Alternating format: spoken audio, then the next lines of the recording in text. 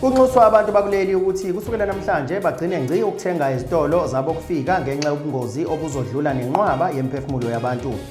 Kanti sekuphucuke ivideo endala kaCyril Ramaphosa esanengqondo esebenzayo. I-Discipline Bootcamp kaKing Madlokovu isiqalile ukuvula ama-registrations for ama-winter holidays. SA News with TK Zuma. Sinibingelele sinamukele endabeni ze-SA News with TK Zuma. Sanibonani. Kunxuswa abantu bakuleli ukuthi kusukela namhlanje bagcine ngci ukuthenga izitolo zabo kufika ngenxa yobungozi obuzodlula nenqwaba yemphefumulo yabantu. Lokhu kucaciswe uphakela umthakathi benongizwe Nkosi Mchunu izolo kwisithangami sabezindaba abebesibambe eGoli. Uphakela umthakathi ucacisile ukuthi already labantu uyazi already labantu vele sebesibulele vele. Labantu before kuze kunqunywe idate yokuthi abahambe bese bevele besidayisela ezinye phela zezizathu esibaxoshela zona lezo. Basidayisela ukudla okubolile, basidayisela ukudla okupoisonous. Ingane zethu kade beyibulala ngama-chips nje. Zolo lokhu zafa ingane zafisa okwentuthwane. Wathula nje uRamaphosa, wathula nje noMalema, yonke le genge le. Bathula nje. So now that sesibabekela idate yokuthi bahambe, yini ezokwenza ukuthi bangasibulali? Uyazi lezi impungushe mina oh. Xolise. Nanti udaba. Calling on our people. Siyacela abantu bakithi, siyacela kusukela kusasa umhla ka1 June 2026. Sicela abantu bakithi beyeke ukuthenga ezitolo zabantu bokufika sekufakwe opoison emachipsini. Into ebivele ikhona le. Ziningi izingane seyifile vele. Kodwa lokhu sebekwenza amawala, bazokwenza amawala kulenyanga kaJune. Okubhlungu ukuthi bafaka upoison ongeke ukubulala same time. Upoison ozokubulala mhlamba after 2 years. So you'll be see them be happy bethi hi bye South Africa. They know ukuthi 1 million people in the next 2 years are going to die. So stop buying from these shops yama foreigners. Sekuphucuke ivideo endala kaCyril Ramaphosa esanengqondo esebenzayo. Le video ephucukile uRamaphosa ugxeka iziphaza ezi-illegal zabokufika kanye nabantu abangena kuleli zwe ngokungemvume ethi uzodila nabo.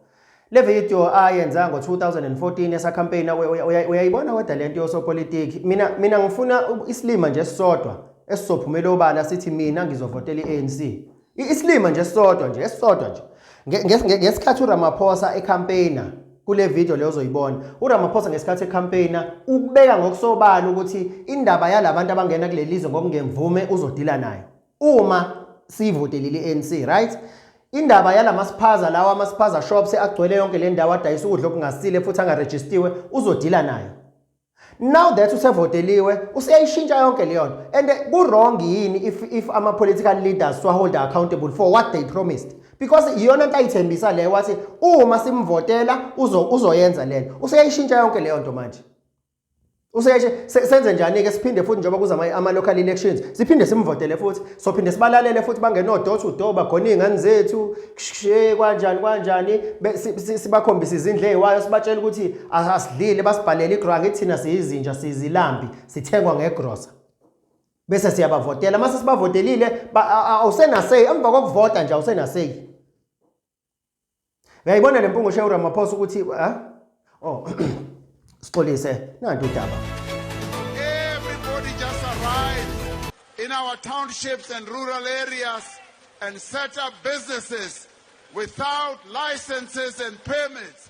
We are going to bring this to an end. And those who are operating illegally, wherever they come from, must now know.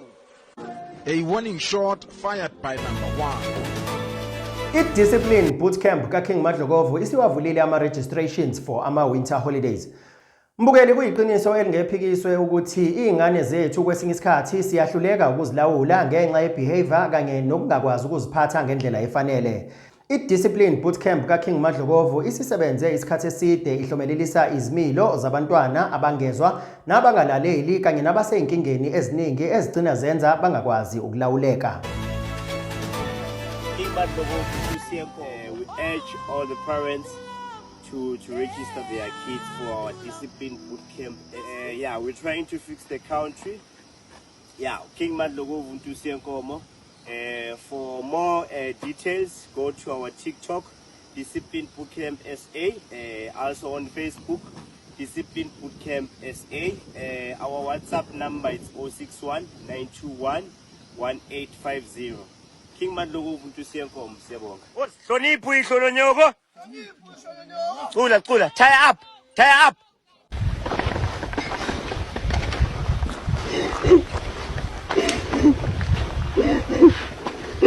Right? Don't disappoint him. Okay? So as you live here, you are no longer a normal person. You are a what? A future leader. You are a what? future leader. You are a what? A future It leader. was an honor to meet you. Thank you.